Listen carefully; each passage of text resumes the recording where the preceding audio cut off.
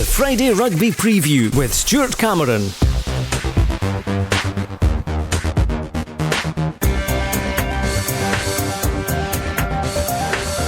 Hello and welcome to the Friday Rugby Preview, looking at the Borders clubs in action tomorrow. Robin Purdy's here and plenty to look back on last week with some shocks and surprises as usual. Let's go through the Premiership first of all.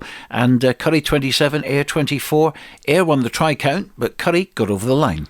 Yeah, tremendous win for Currie. They've been absolutely flying of late, and I thought Ayr would come through that game. I thought it would be tight. I thought it would be, one of their toughest assignments. But we did also say it was going to be a banana skin. If they were going to drop points anywhere, it's potentially at Heriot's and at Currie, and so it proved. It sounded on the radio commentary like a real ding dong, and Currie flying, like I say, at the moment.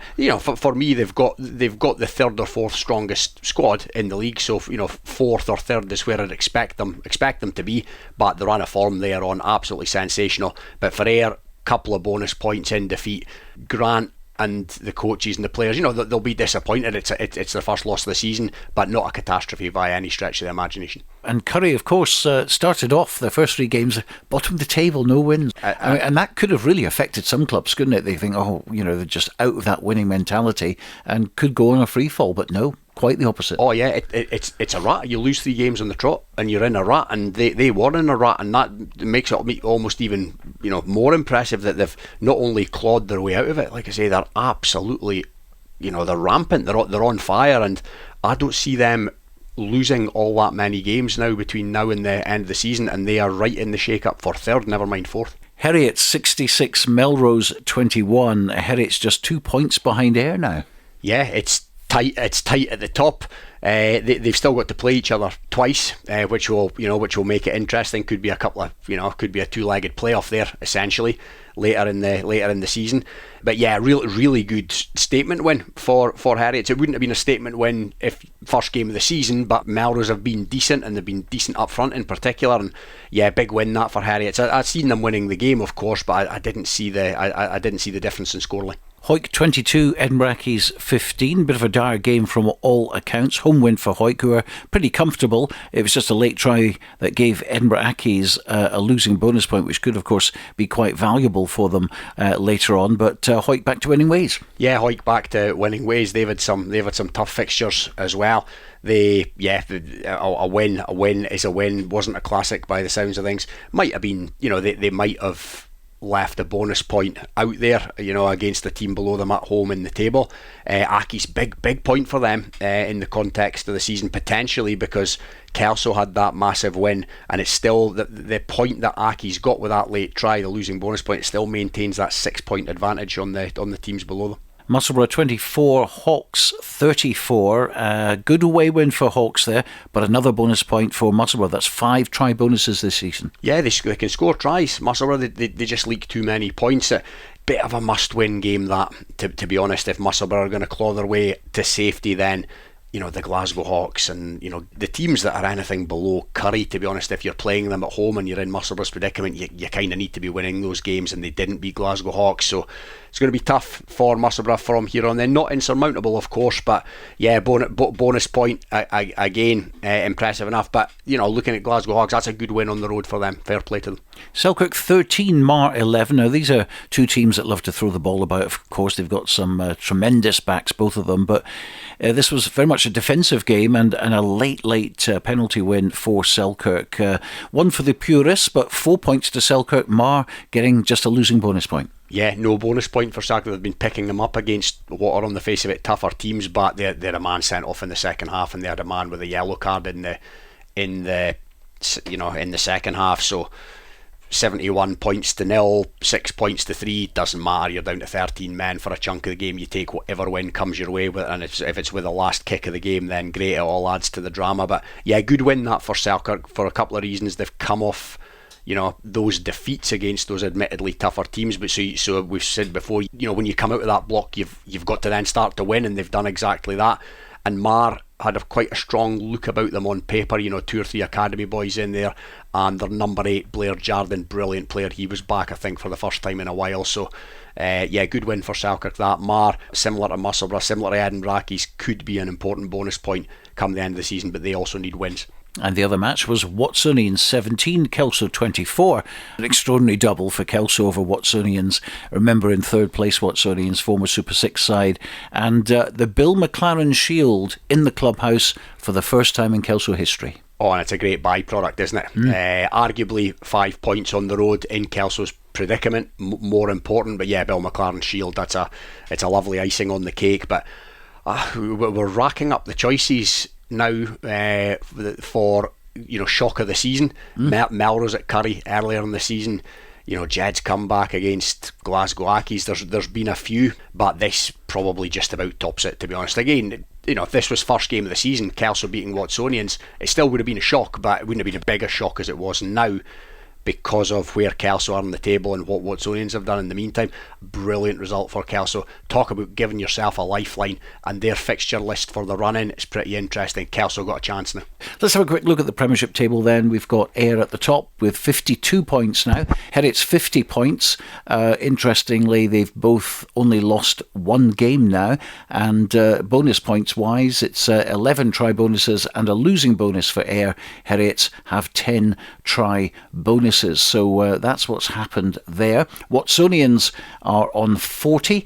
Currie 36, Melrose 30, Glasgow Hawks 29, Hoyt 28, Selkirk 28, Edinburgh 22, Kelso 16, Marr 16 and Musselburgh 13. Remember, 3 going down there. But the interesting part there, I think, is when you look between 5th and 8th position, only 2 points separating them. So Melrose 30, Glasgow Hawks 29, Hoyt and Selkirk both on 28. It's one of those topsy-turvy middle sections which change practically every week. So lots of interest in the Premiership table. On to National 1 and Dundee 24, Boroughmuir 48. Dundee a bonus point again, scoring tries, but it's the defence that's letting them down. Yeah, seems to be another bonus point, as you say, but they were playing the team directly above them in the table and they got 40 points put on them, and spoke about must-win games for Musselburgh in the Premiership last weekend. This was the very definition of a must-win game for Dundee to try and claw their way back up the table, but they now find themselves 10 points adrift at the bottom, looking fairly ominous for them. Boroughmuir right in the shake-up now for safety. It's going to be interesting to see how that pans out. Everything almost below Gala now is just about fair game for the trapdoor, and it's a lot's going to come down to the fixture list for some of these clubs.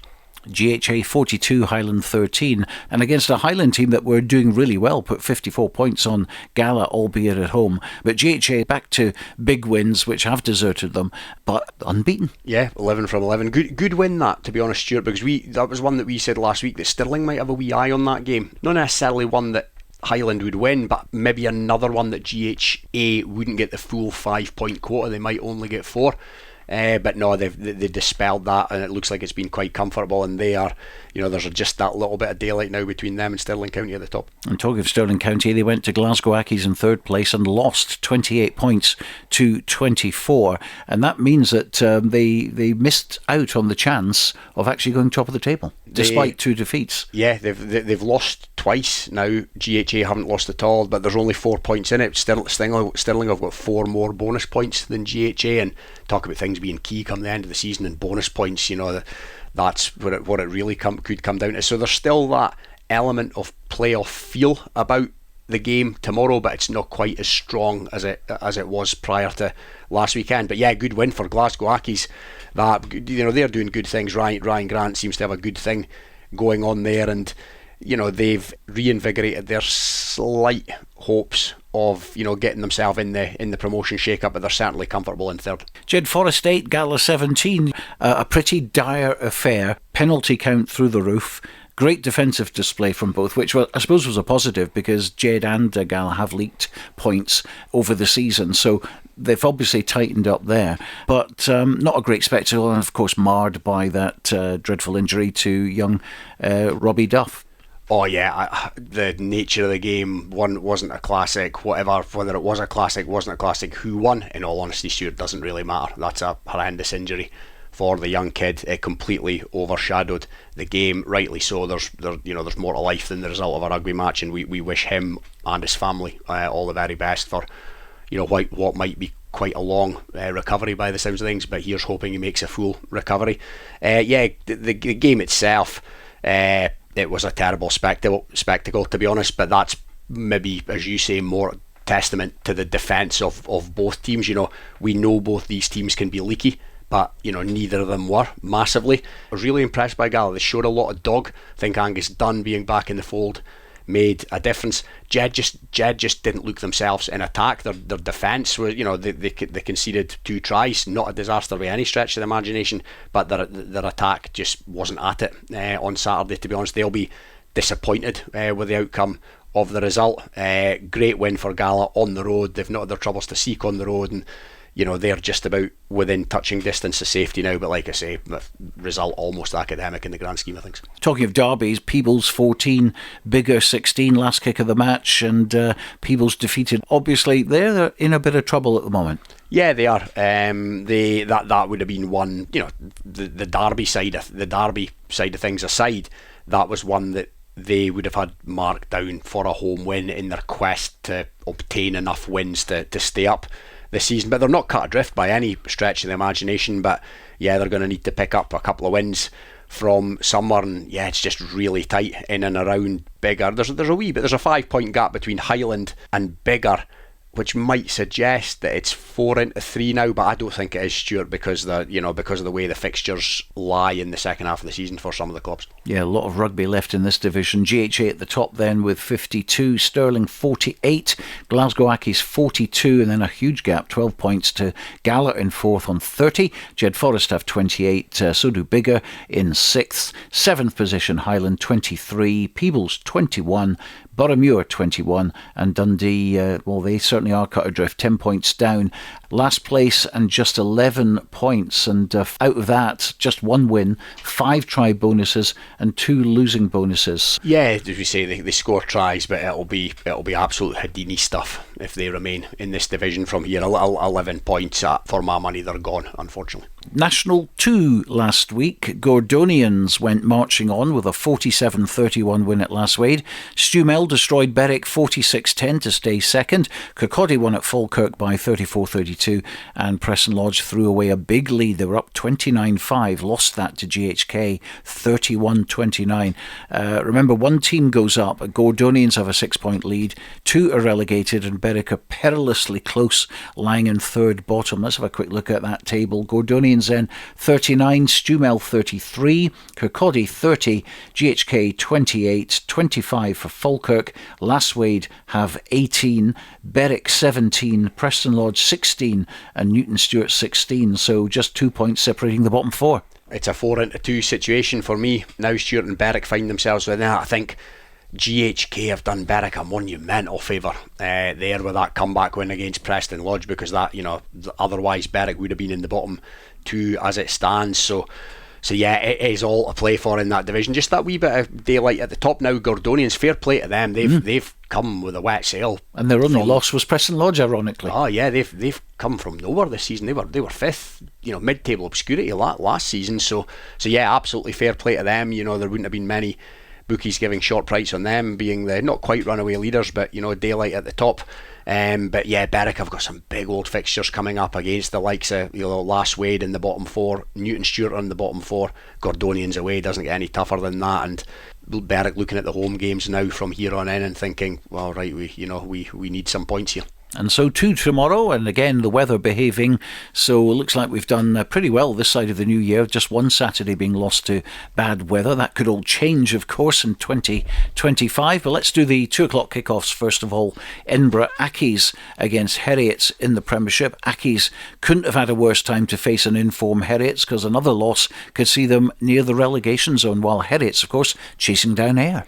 Definitely Heriot's will be going at this absolutely cock a hoop against the, on the back of the big win against Melrose, and Accies just need a wee period of stability, if you like. They could do with a win from somewhere, but I don't see it coming against a fairly rampant looking Heriot's tomorrow. I think it could potentially be reasonably tight, and it'll be it's a decent derby. There's not much geography between these 2 teams, and it'll have that sort of Christmas Stockbridge feel about it, But yeah, Heriot's to win that one for me. Glasgow Hawks against Selkirk, both coming off the back of a win. Hawks 6th, Selkirk 8th, just 1 point between them. Let's listen to Selkirk head coach, and that's Sesh Henderson. The squad for this week is only one change to the starting team as just now, and that is Ross Nixon will come in with Ben Pickles, Muir onto the wing. Andrew Grant will go to 13, Ross Nixon to 12. So just with Cotty getting his concussion last week, he's going to be out under the medical supervision for the next few weeks. So, wish him all the best in his recovery from that and hope to get him back playing soon. But as it stands just now, Ross Nixon is the only change in the team. On the bench, Blake Cullen comes onto the bench to cover the back three, along with Brodie Alley and Oliver McClimate for the backs. We've got Oliver Blythe-Lafferty this week again, so he will get significant game time. He made a big impact coming on last week, and that hard 80 minutes win against Marr, and I think that's that kind of that attitude, especially on defensive sets against Marr. We need to take through to Glasgow at the weekend. They had an excellent victory against Musselburgh last week away from home, so they're going to be a tough shift shoe in their home ground. So we know the mindset we need to put out, and in terms of defensive sets, if we get that right and first up tackles right, then we've got to make them difficult to score if we've got that mindset right and that work ethic off the ball. Similar to our attack, we didn't really function that well on the first half against Marr. They defended really well, but we just need to focus on making the good decisions, getting the boys in the right places at the right time to keep our shapes. And hopefully, if we do that against Hawks on Saturday, then hopefully we'll score more tries. We only scored one last week. We're scoring a sheet of 5 tries every game, so we will try and get back up to that this week and get points on the board. Hopefully we'll win away from home. We realise it's going to be tough. It's going to be, we've got to dig deep for 80 minutes, but we'll go through there and put a big shift in and see what happens. Well, anyone from Selkirk, Hawick, Melrose and Hawks could end up in 5th spot tomorrow. All have at least 12 points cushion from the relegation zone, but of course an important week to get more points to take them out of that equation. Speak about winnable games. This is a winnable game for both these teams. For Selkirk, Cottrell's obviously that's a blow. He's a brilliant rugby player, but Nixon comes back in and Cullen comes onto the bench, just demonstrating that bit of strength and depth that Selkirk have now that they didn't necessarily have at times last season. So yeah, not too much change there. Selkirk can go through there. We know that in the past Selkirk have been decent on the road, and like I say, it's winnable. Ollie Blythe-Lafferty, massive to have him available. I heard he made a bit of a difference, put himself about, big old lump of a boy. But yeah, it's not going to be easy through there. Hawks, good win for them last weekend. Their centre, by all accounts, the Kiwi lad, starting to come onto a game, and I think they've got a new Kiwi prop as well, who seemingly went pretty well through at Musselburgh last week. So not going to be easy for Selkirk, but one that they can win, and if they come away with a couple of bonus points even, not a catastrophe. Marr versus Hawick, also a 2 o'clock kick-off. Hawick made light weather of Marr at Mansfield Park early in the season, but facing a Marr at Fullerton Park, a completely different kettle of fish. Desperate for points, of course, on Marr to get out of that relegation zone. Here's Hawick head coach Graeme Hogg. It was good to get back playing some rugby at the weekend with a good win against Accies at Mansfield. We were pretty happy looking back in analysis this week for a fair portion of our play. I thought some of our attacking play was really good again, scoring some well-worked tries in there. But off the back of that, I thought our defence has probably been the best it's been all season. We were aware how well Accies can attack, and they knew they'd test us. They actually thought that they played really well up front and took it to us up front as well. But boys defended really well. I think I said during the week as well, having boys like Connor Sutherland back in the mix definitely helped us defensively, and we look forward to him getting more minutes under his belt moving on. Unfortunately, there was a couple of injuries at the weekend with 2 influential players, Kirk Ford and Jay Linton, coming off before half time. Fortunately, both boys look like they're going to be fine, so they will be back in the mix for our trip to Marr this weekend. Couple of slight changes. Hector Paterson comes in to start for Logan Henry, who will come off the bench. Ronan McKean will keep his place on the bench after a good display coming on for Kirk at the weekend. We're looking forward to the trip to Marr. Marr as a group are obviously fighting at the bottom of the table, and we know they'll be gunning for all their home games. So we're well aware of the challenge that is in front of us on Saturday at Fullerton. And we've had a good week training. We've looked at some things that we think we can get some positive wins out of on Saturday, and we look to put them into place come the weekend. So some good news there with Kirk Ford and Jay Linton back in the mix. But these final two games of the year, they're so important, aren't they? Massively, because there's a bit of a break there, and you want to come into the new year in a good space, in a good frame of mind. I think Christmas has come early there for Hawick, with Ford and Linton being available 1 week after what on the face of it sounded like reasonably serious injuries. So that's massive for them, because Hawick's squad is not as strong as it's been in previous seasons, let's be honest.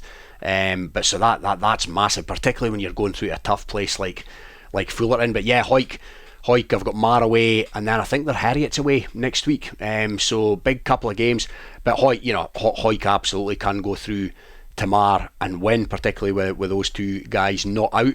But Jardin's back for Marr. They seem to be doing okay in terms of academy boys, but I'm going to call this must win for Marr, Stuart, because in the second half of the season, Marr's next 4 home games, I'll make it unless I'm mistaken, are Hawick at home, Heriot's, Currie and Watsonians. That's our next 4 games. Marr need a win tomorrow. But yeah, Hawick just want to maintain their position mid-table, and yeah, it's quite a tricky one to call, because you wouldn't be that surprised if it went either way. It's one of those kind of games, but with Heriot's looming on the horizon, Hawick could just do with a few points coming away from Fullerton tomorrow. 3 o'clock kickoffs now, and Ayr versus Watsonians. Never thought I'd be saying this, but both top 3 teams coming off the back of losses. The word backlash applies to both, but would you think Ayr at Millbrae just about nailing this one? Yes, I think the backlash will be more from Ayr than it will be from Watsonians. Free hit for Watsonians, to be honest. As it is for almost anybody going Ayr this season.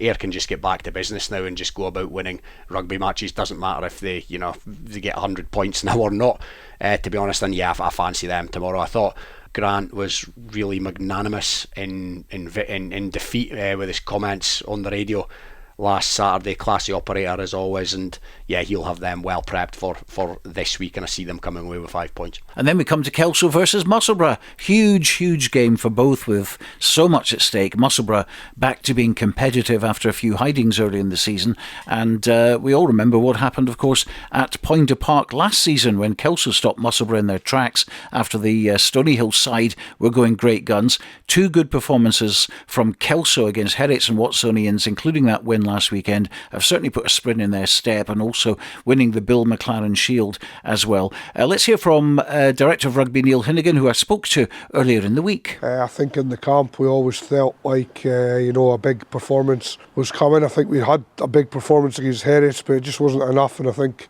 the last 10-15 minutes Heriots showed their power on the day, and they just had too much off the bench compared to ourselves, and the game was taken away from us. But it was a similar performance, but up at Watsonians we just managed to really turn the screw ourselves. Really, in the last 15-20 minutes it was more Kelso that looked like winning the game, really. But yeah, a little bit rub of the green for a change in the last 2-3 minutes for Archie Barber to score to win. So a really good day for the team, a big boost obviously. They're a good side, Musselburgh. They can be a bit hit or miss, but when they're on it, they're a hard nut to crack. So historically over the last few years, whenever Kelso's played Musselburgh, I can only really remember getting one result, and that was the result last year at home. So historically we're up against it, but forum wise at the moment, coming off the back of that win, you'd think that we have a lot of confidence to take into the game, and if we can execute things like we did last week and look for improvement, hopefully we'll get the right result. I think 11 games in now, it's pretty clear what's needed. If Musselburgh win, then they're going to fancy themselves to have a chance. It's really all about ourselves. We must keep concentrating on our performances under Nicky Walker at the moment. With Bruce, they've just there's been a few adaptations and whatnot, but I do believe we're an all-round better outfit than we were, especially playing up a level against some real tough outfits. I mean, the 2 games we have won have been against majority Super 6 players, so we have went up a little bit of a level as well. I mean, so yeah, I would say it's an important one, and it probably will go a long way at the end of the season, whoever wins this one. Kelso received the Bill McLaren Shield by beating Watsonians on their home patch, very much up against the odds, we have to say, and that's the first time that Kelso have actually held that trophy. Yeah, it is. To be honest, it was never spoken about, and at the full-time whistle all of a sudden there was a bit of a panic because Watsonians don't think they had it out of the cabinet. And you know what? Nobody really gave it much thought at the time.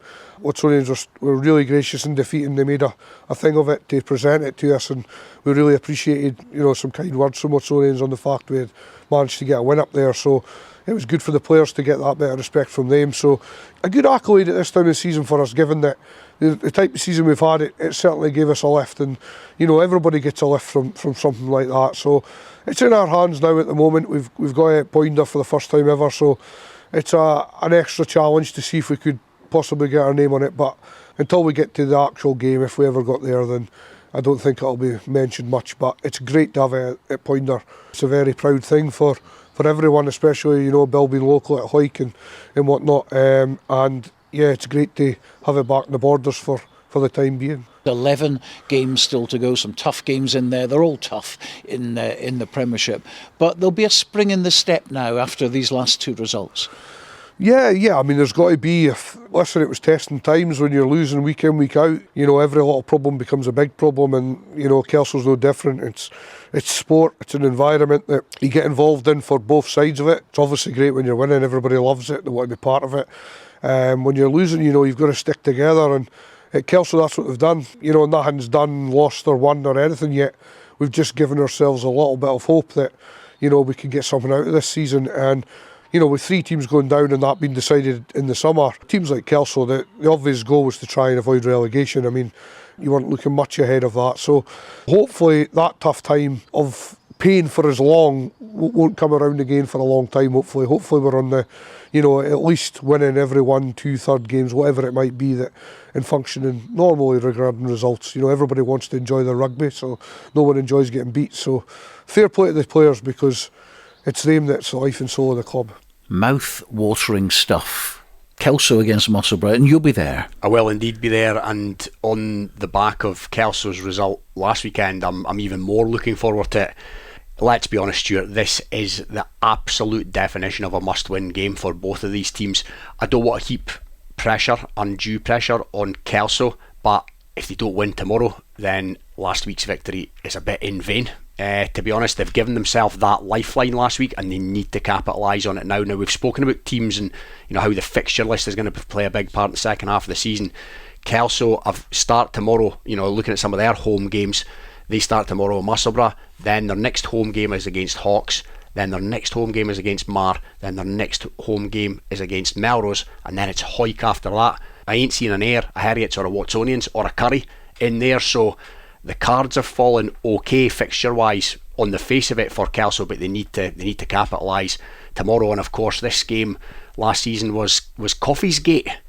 So I don't think, I don't see... Explain to people what happened last year. I think it was the quote of the season in the post-match comments by Kelso coach at the time, Paterson, who said that he felt that Musselburgh came off the bus and swanned about the place drinking coffees pre-match, and that had given his side extra motivation, or certainly given him extra motivation to pass on to his side. Musselburgh, whether that's right or wrong, I don't know, but it made for a good talking point.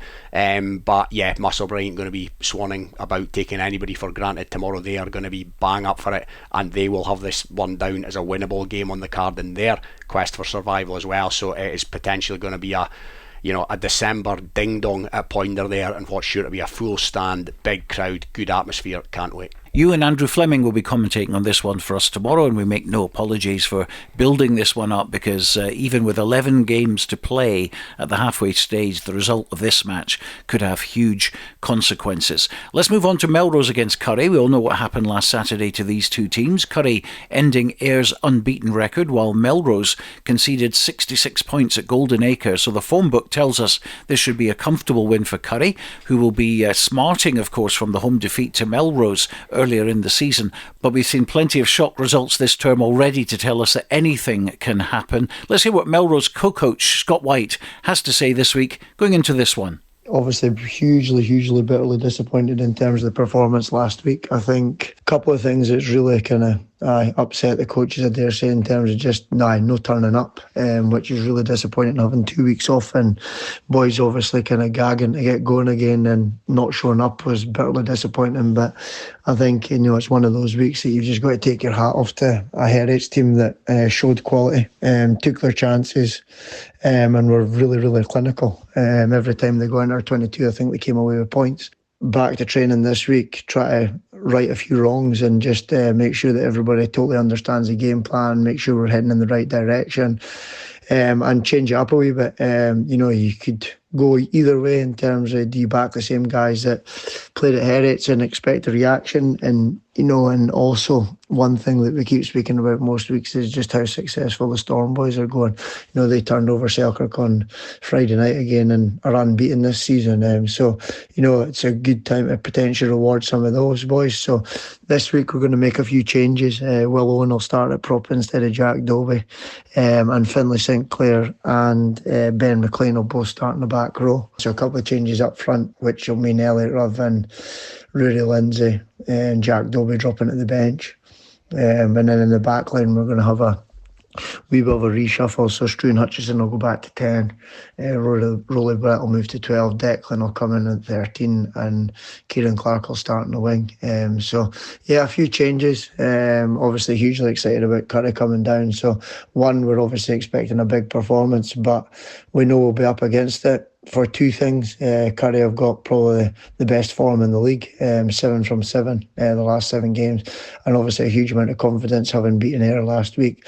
And also they'll be desperate to turn over the early result of the season. So we know they're going to be gunning for us. We know they're playing well, and we know they're coming pretty hard for us. So it's really important that we do the basics well. And as I say, most weeks we stay in the battle for 80 minutes. And if we do that, look, I'm sure we'll be competitive. But first and foremost, we've got to turn up and get our attitude and our performance right. Scott Wight, joint head coach of Melrose. Currie on fire then with 6 straight wins, but Melrose do know how to turn the gas on themselves. Oh yeah, and one of the results of the season was the reverse fixture earlier in the season, but Currie are a different animal now. And interesting there what Scott said, they were obviously bitterly disappointed with that result last weekend. Now, to me it was a free hit, but they probably still didn't envisage shipping 60 points. So my word, they wielded the axe, and that will go one of two ways. But you can't fault the bravery, if you like, of the coaches or the clarity in their decision making. They've obviously said, right, some players were not good enough and they were going to have a reshuffle, and there's some reasonably big names going to find themselves on the bench.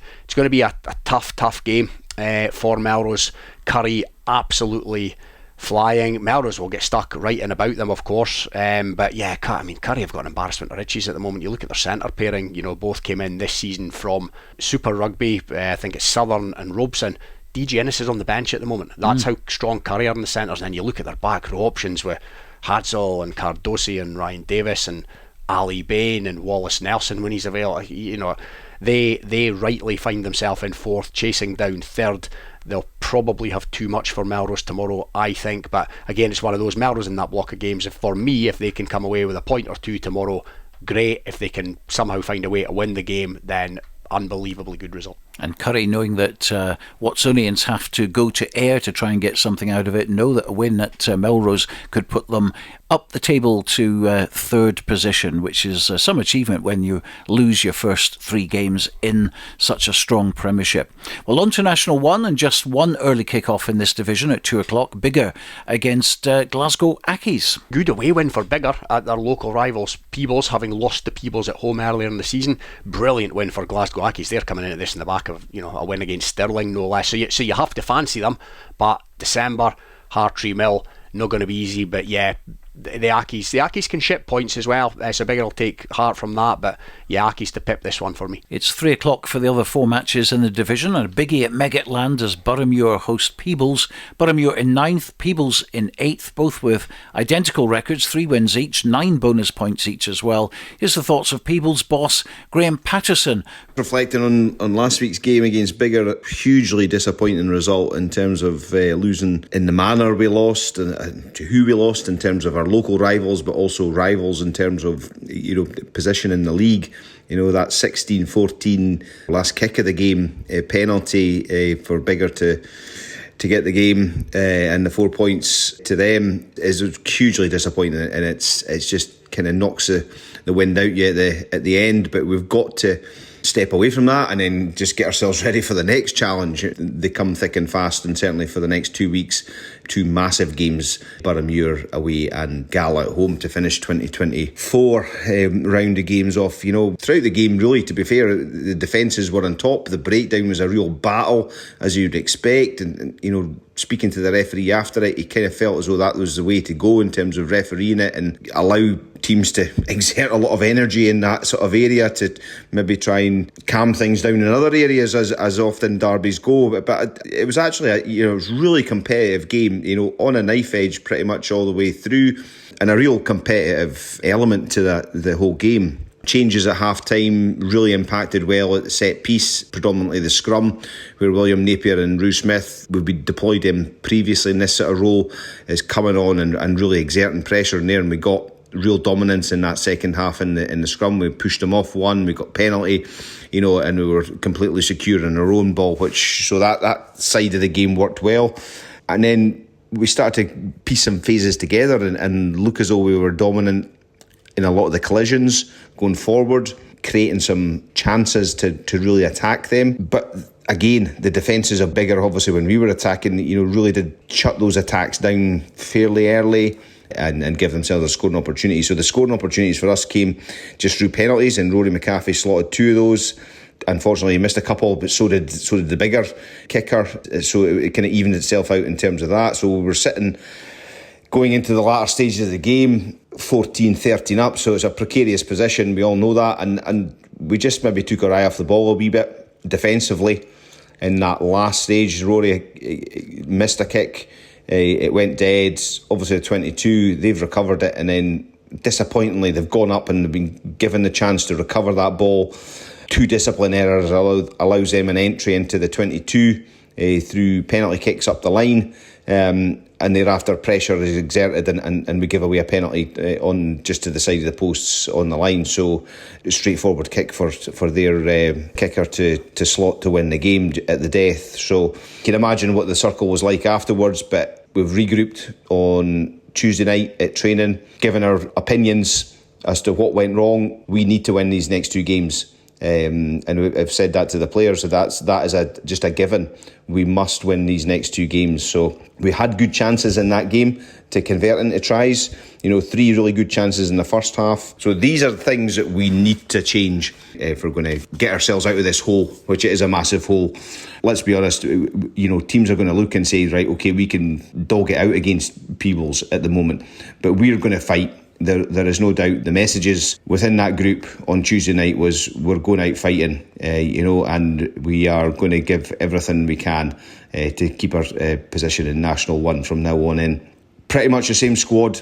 There'll be a couple of tweaks and changes. We're going to change up a wee bit in terms of who's starting, who's finishing the game, who's going to make those impacts, and just look at a couple of wee areas in how we attack Boroughmuir, based on what we saw at the Biggar game and the previous games to that as well. Their defence maybe isn't as watertight as they want it, so therefore we're going to look to exert some pressure around those areas that we feel we can dominate them. Again, up front is going to be key for us, denying them good quality ball, because they do have some pretty dangerous backs. So it's about just denying those opportunities for those backs to exploit space and time. A real focus for us is that set piece battle, and then slowing down any quick ball from phase play. So it's about dominating those collisions. So I think what we're looking for is a reaction from our guys physically, which will mentally transfer into that spirit that we're looking for, the togetherness of the team, and show that on the pitch on Saturday, and hopefully come through with the win, and even better if it was a 5-point win as well, to give us one step up the ladder away from that relegation zone. Well, we can't skip round the fact that Peebles are in desperate need to start winning, and against teams in the relegation zone, you have to pick up your points. Oh, definitely. And there's so many big games this weekend, so many must win, and this is one of them, let's be honest. And yeah, Graeme spoke really candidly and really honestly there about the next 3 weeks. He's saying they're must-win games, and that's good to hear. That, you know, there's no fluff there. And Boroughmuir tomorrow, Gala at home, Highland away. None of them easy on the face of it. Boroughmuir seem to have picked up and are gathering a bit of steam, a bit of momentum. So tough game there tomorrow, one which both clubs can win. And yeah, talk about ding-dongs, but yeah, if Peebles can come away with 4 points, great. 5 points, dreamland. But Boroughmuir will be thinking the same. Gala versus Dundee is next at Netherdale. The Maroons coming off the back of that win against Jed-Forest last weekend. We can hear from Director of Rugby of Gala, Euan Swinton. Our game last week against Jed was always going to be a tight affair. Probably never going to be a classic. It was one that both teams were exceptionally keen to do well in. But in terms of result from last Saturday, the only important result is that young Robbie Duff is expected to make a full recovery from the nasty neck injury that he suffered on the day. So just really in terms of last week, our thoughts are entirely with Robbie. I'm sure that that's shared by the whole of the Scottish rugby community. So get well soon, and we hope that you can find yourself back down at Riverside in the not too distant future. Moving forward to this week, we play Dundee at home. Dundee are a real potential banana skin for anyone. They have been picking up bonus points very regularly through scoring lots of tries. And they are a regularly difficult game for us at Netherdale. So we're in the unusual position, I would guess, of being favourites this week. And that's never one that sits all that comfortably. But we've got to attack the game confidently. We have a strong set of forwards now. We're pretty well off in terms of our injuries, which have cleared up, had done before last week. So we're looking forward to the game. We should scrum well. We've certainly been doing that recently, and we'll really take the game to Dundee in the forwards. And if we can win a decent supply of ball, then we've got some fantastically exciting backs who are due to have a really good day. Richie Mitchell at scrum half is ready to start breaking out. He has huge pace and is an exciting young player, so I'd like to see something from him on Saturday. Harris Rutherford is an excellent player who played well against Dundee last time, and we're hoping for more of the same. Murray Wilson in the centre, again, an exciting young player. So we've got lots of talent to provide ball out to Gregor Collins and Ben Gill on the wings, or whoever is selected. That hasn't been finalised yet. Our tackling is in a much better place. Our defence, the goal line defence is always pretty good, but our wide out defence is strengthened by the return of Callum Pate and Angus Dunn to the squad, as was evidenced over the last couple of weeks. So we're in a pretty good place, but we're certainly not cocky or confident beyond reason about Saturday. We know that Dundee are a good rugby team. We know that they'll run the ball at us, and we know what to do about it. We've got to get up and make these first-time tackles. If we can do that, get a decent supply of ball and get it out to our excellent young backs, then there's no reason not to expect a good result on Saturday. Given the way that Dundee play, you would have to say that to win, we're going to need 4 tries plus. So our target for Saturday is very definitely a 5-point victory. Euan Swinton talking about the rugby side of things at the end there, but of course also referencing the injury to the young Jed prop Robbie Duff that we mentioned earlier in the programme, who was diagnosed with a broken neck in that game against Gala. And of course our thoughts are with him and his family as he embarks on that long journey to recover from that. You were there obviously when it happened. It reminds us of course that rugby is a full contact game, and despite all efforts to make it as safe as possible, bad injuries can happen. They can, Stuart, and it's really unfortunate what happened to the lad. And there's people in Jed that will remember Eddie Rennick, God rest his soul. A number of years I can remember that, and that hung for me. That hung over the place at Riverside on Saturday. There was an eeriness to it when it became quite apparent that it was serious. And yeah, the tentative chat seems to be that it's going to be a long road to recovery, but that you'll hopefully make a full recovery, and that's much more important than anything to do with rugby, at any level ever, quite frankly. So that's good to hear. Classy comments from Ewan as well. Fair play to him. But yeah, getting back to rugby, Gala, really impressed by them at Jed. I fancied Jed to win that game, virtue of the fact of Gala's away form. But Gala were all dog. They were all hard. It was like home. It was like Netherdale Gala. Led brilliantly by Angus Dunn and some of the other senior players. Harris Rutherford at times looks what he is, a professional rugby player playing below his level currently. He had some lovely touches, and yeah, again, a bit like Kelso, Gala now, they should back that up tomorrow. They'll not want last weekend's victory to be in vain if they don't win against the bottom team in Dundee. But yeah, so they've a brilliant opportunity to clamber their way more towards safety. I think if they win tomorrow, and certainly if they get 5 points, that is job done. They are home and hosed in that regard. But yeah, brilliant performance last weekend, and they will go into that tomorrow full of confidence.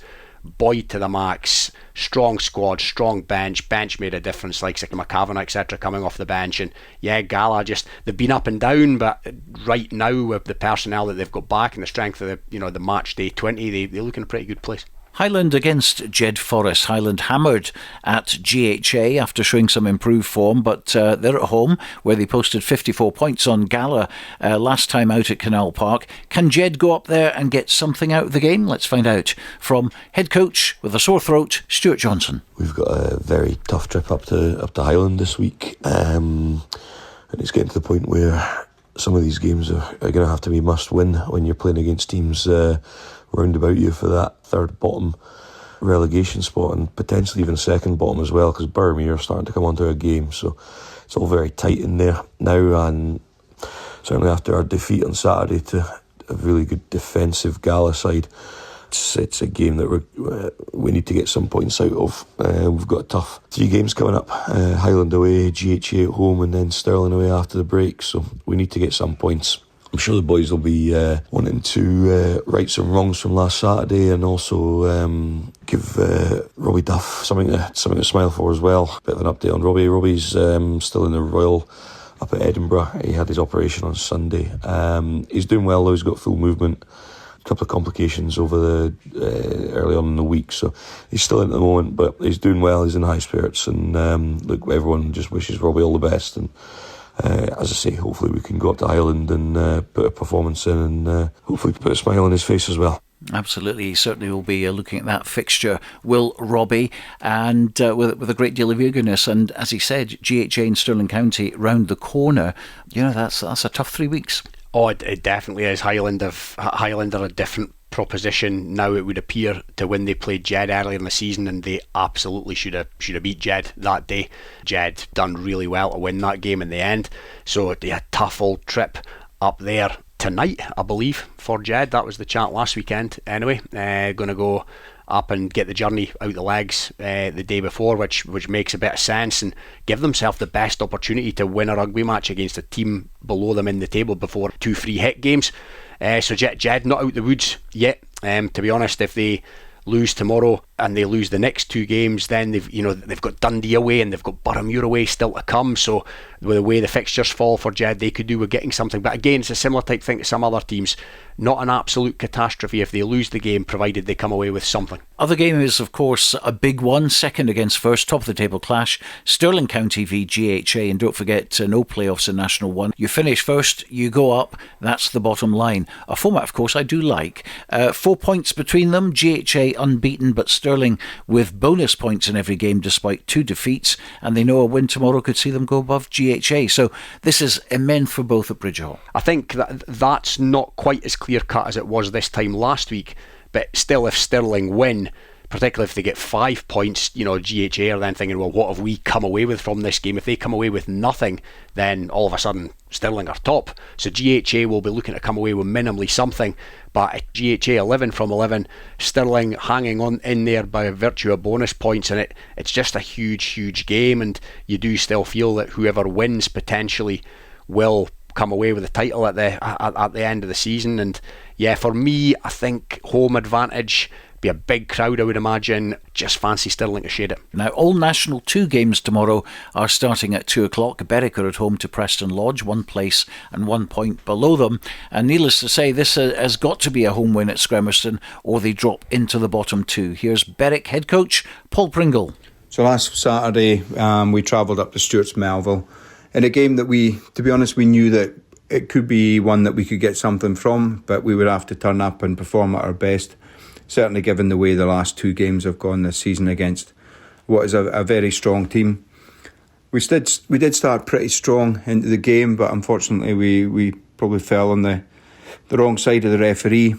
Discipline kind of just seemed to ebb away as the game went on, and unfortunately, we gave away far too many penalties against a team who were always going to punish us. Moving on to this week, we'll welcome Preston Lodge down to Scremerston in what really is a must-win game for us. So we know it's very tight at the bottom. Certainly we're targeting the home games, and especially those ones against teams who are in and around the same area as us. So we know already, having played Preston Lodge twice this season, that they're a tough outfit. A big physical team who like to get on the front foot and come round the corner. So we know we'll have to be up to it. In terms of squad selection, so largely unchanged, albeit Rafa Kraminski will come back into the squad, just adds a bit of bite into the pack. Callumson, he had a good, impressive first showing as a start for last week in the game up at Stuart, so he'll be involved again.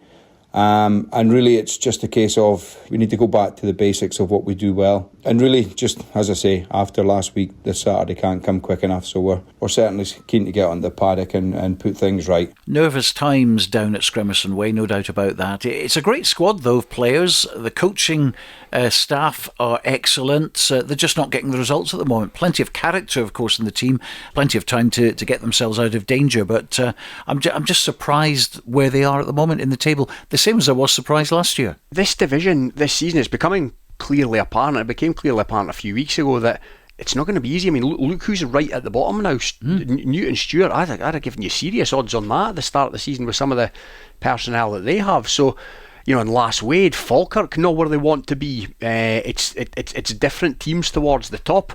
While Falkirk are still a tough nut, Lass Wade are still a tough nut, Newton Stuart still going to be a tough nut. So, it's an anybody can beat anybody on their day type division, other than maybe Gordonians, evidently. So, Berwick, broken records show this in terms of must win and big games and all that kind of stuff. It's the last of them, that we're going to speak about, but humongous game tomorrow against Preston Lodge. I'm not saying safety depends upon winning tomorrow, but winning tomorrow goes a long, long way to determining where Berwick are going to finish this season. So huge game, big occasion. Berwick to shade it for me. Other National 2 games tomorrow: GHK against Lass Wade, Gordonians host Newton Stuart, and Stewmel at home to Kirkcaldy. And every week, of course, they all look, as you say, very competitive on paper. And the team that drops out this week, of course, are Falkirk, who are currently in 5th place. And so we come to our 6 East League teams, all in action this weekend. And with a roundup, here's Euan Welsh. The East League Roundup with Euan Welsh. Well, hello and welcome to this week's edition of the East League Roundup, where all 6 teams are expected to play as it stands. We start in East League 1, where third-place Langham have their first league game since a convincing win against Forester at the end of October. This weekend they welcome Ross High, who sit towards the bottom end of the table. Previewing this one is Langham's Craig Hislop. We've had 4 weeks with no game. 2 weeks ago we were meant to be up at Murray for Wanderers, but the weather put paid to that. Prior to that was our Shield game, was our last outing. We were lost narrowly to Harrington. Playing quite well in that game and coming back at the end, but they scored late on to put the game in their favour. So this week, squad-wise, 3 forwards missing through injury and work commitments. But backs-wise, full strength, so hopeful about getting a win. Back on our own patch, as I said earlier, and get 2 wins would set us up nicely into the new year. But Ross High will be coming down, looking to pinch another win. They're down the bottom end of the table, but they've been digging out wins now and again. So no easy games in our league, but very hopeful that we can turn out a performance and hopefully get back on the horse marching into the new year. Into East League 2, and Hoyk Harlequins are also at home as they host Pennycook at Wilton Lodge Park. The Quins will be aiming to back up Saturday's bonus point win against Royal High, and to give us an insight from the Quins camp is Liam Graeme.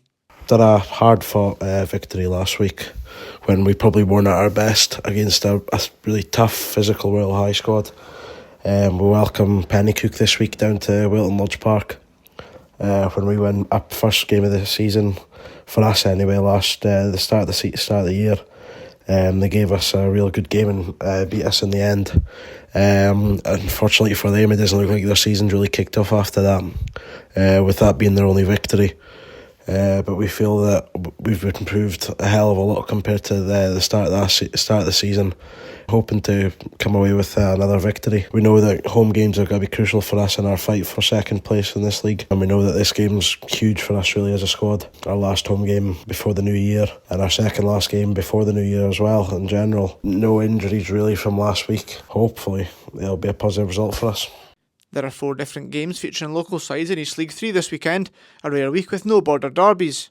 Hawick play host to Lismore, and with the home side keen to keep on the heels of Eddleston at the top of the table, they will be looking to take all the points against their mid-table opposition. Here is the Lindeans Vice President Kieran Murphy.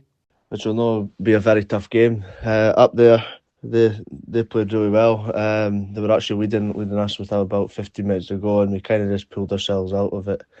They've got a big park, a couple of big centres which caused us problems, and their tighter pitch sort of pulled us in a little bit. But they're hoping that being back at Volunteer Park on our wide pitch, we can kind of use our backs a little bit more and kind of really take the game to them. But we're really expecting a tough game again. The boys, obviously last week, had a bit of a disappointing result, and really need to pick themselves back up for that. Get back on the victories, and kind of just end the year on a high. As it has been a positive season.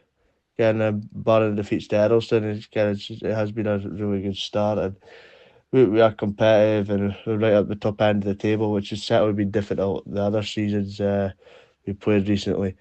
I think we've got 4 missing from the team that played last week: John Frew, Jordan Wood, Conor Gracie and Tom McDonald, and I think Roddy Hume is still out as well. So I think overall, we've got 7-8 players unavailable, but in terms of the ones that have been in the squad the last few weeks, I think we've got about seven out. So yeah, again, it's another opportunity for everybody to step up, and it's our sponsors' lunch day, so I'll be busy up the club, and it's a good chance to show everybody that what we can do and get a result in front of our sponsors, etc. So here's hoping for a victory and end the year on a high. Eddleston are 6 points clear at the top of the table and travel to bottom side Inverleith. The Borderers are unbeaten after 6 games, whilst the men from the capital are yet to win, so an away win would be the expected outcome. From the Arston camp, we can hear from head coach Cammy Hill. Last weekend we travelled to Hawick in the first round of the Bowl. Very, very tough game, and to be honest, how we came away with a win, I'm pretty unsure, but as people say, good teams win ugly, so that was exactly what happened on Saturday. 12-8. Lindean played very well. They're a good side. You can see why they're chasing us down this season.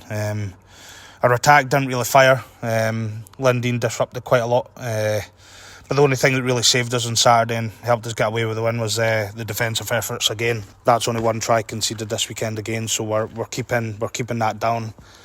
Towards the end, penalty counts got a bit high, and we got fortunate there that Lindean didn't capitalise that and win the game.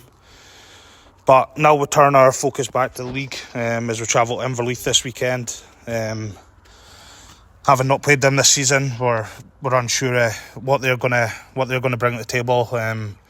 But providing we can stay with our structure in our attack and our defence, I'm pretty confident we'll do all right.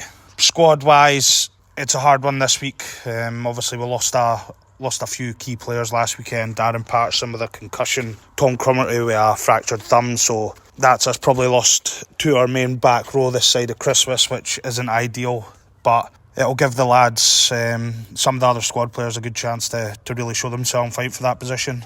Elsewhere in East League 3, Gala IM travel to face Edinburgh Uni Medics, and Duns play host to Edinburgh Northern.